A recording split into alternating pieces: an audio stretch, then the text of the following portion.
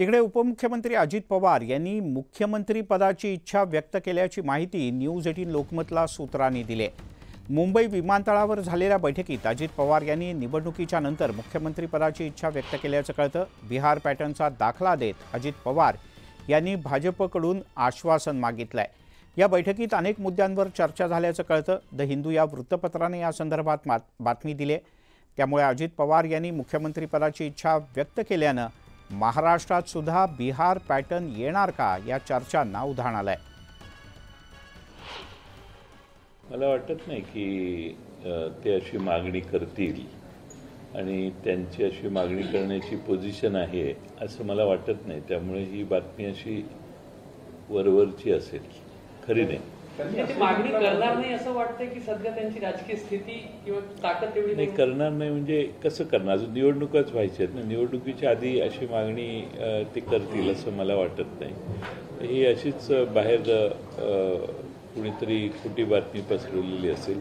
कारण सगळ्यात मोठा पक्ष भारतीय जनता पक्ष आहे। तिथं भारतीय जनता पक्षातल्या अनेकांना मुख्यमंत्री व्हायचं आहे। त्यामुळं मला वाटत नाही की असं काही मागणी त्यांनी केली असेल। केंद्रीय गृहमंत्री अमित शहा यांच्या मुंबई दौऱ्यानंतर जागा वाटपाचा पहिला फॉर्म्युला न्यूज 18 लोकमतच्या हाती लागलाय। या फॉर्म्युल्यानुसार भाजप जास्तीत जास्त जागा पदरात पाडून घेण्याच्या आणि जिंकून आणण्याच्या प्रयत्नात आहे। संघाकडून 170 जागांवर भाजपसाठी तयारी सुरू झाली असं कळतं। यातील 155 ते 160 जागांवर प्रत्यक्ष उमेदवारीसाठी भाजपचा दावा असून शिवसेना शिंदे गटाला 65 ते 75 जागा मिळण्याची शक्यता आहे। राष्ट्रवादी अजित पवार गटाला 55 ते 60 जागा मिळू शकतात। महायुतीच्या सोबत असणाऱ्या मित्रपक्षांना भाजपच्या कोट्यातूनच उमेदवारी दिली जाणार आहे। येत्या काळात मनसेसोबत पुन्हा एकदा समीकरण जुळवलं जाऊ शकतं आणि त्यांना मिळणाऱ्या जागासुद्धा भाजपच्या कोट्यामधूनच दिल्या जातील।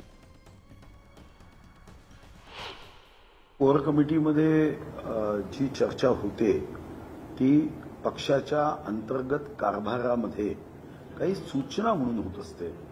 ती काही टीव्ही चॅनल्सच्या माध्यमातून जनतेपर्यंत पोहोचवण्याची ती चर्चा नसते। पण सूत्र एक आहे की भारतीय जनता पार्टी, शिवसेना, राष्ट्रवादी असा कदापिही फरक करू नका। महायुती 288 जागा लढवेल। की त्यांना सांगतील की तुम्ही जरा तात्पुरते स्वतंत्र लढा, नंतर आपण सरकारमध्ये एकत्रित करू, असंही करतील ते। नाही तुम्ही तिकडे लढा, जरा लांब उभं राहा आणि मग निवडणूक झाल्यावर आपण एकच आहे, आपण मित्रच आहोत, असं कदाचित समजूत घालतील। वळूयात पुढच्या बातमीकडे। मुंबई भाजपच्या कोर कमिटीची बैठक होणार आहे आणि या बैठकीत काही संघटनात्मक आढाव्यासह पक्षांतर्गत फेरबदलांवर सुद्धा चर्चा होऊ शकते असं कळतं। मुंबई भाजप अध्यक्ष आशिष शेलार, मंत्री मंगलप्रभात लोढा यांच्यासह मुंबईतले भाजपचे सर्व प्रमुख पदाधिकारी या बैठकीत उपस्थित असतील। विधानसभेच्या पार्श्वभूमीवर खांदेपालट करण्यास नेतृत्व मान्यता देणार का, हा प्रश्न मात्र कायम आहे।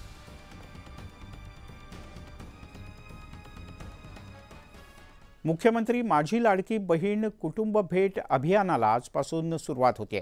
मुख्यमंत्री एकनाथ शिंदे 15 कुटुंबियांना आज भेटणार आहेत आणि या कुटुंबासोबत संवाद साधतील। शिवसैनिक दररोज 15 कुटुंबियांची भेट घेतील आणि एका आठवड्यात शिवसैनिकांचा 1 कोटी लोकांपर्यंत पोहोचण्याचा संकल्प आहे। वर्षा निवासस्थानी आयोजित करण्यात आलेल्या पत्रकार परिषदेत स्वतः मुख्यमंत्र्यांनी या अभियानाची माहिती दिली। या अभियानाची आजपासूनच ठाण्यातून सुरुवात होते। तिकडे राष्ट्रवादी अजित पवार गटाचे विलास लांडे हे शरद पवार यांच्या भेटीला पोहोचलेत। ते आज अचानक पवार यांच्या भेटीला पुण्यातल्या मोदीबाग इथल्या त्यांच्या घरी पोहोचले। विशेष म्हणजे ते अजित गव्हाणे यांच्या प्रवेशाच्या वेळीचा भेटीचा शब्द देऊन देखील अनुपस्थित राहिले होते, हे महत्त्वाचं आहे।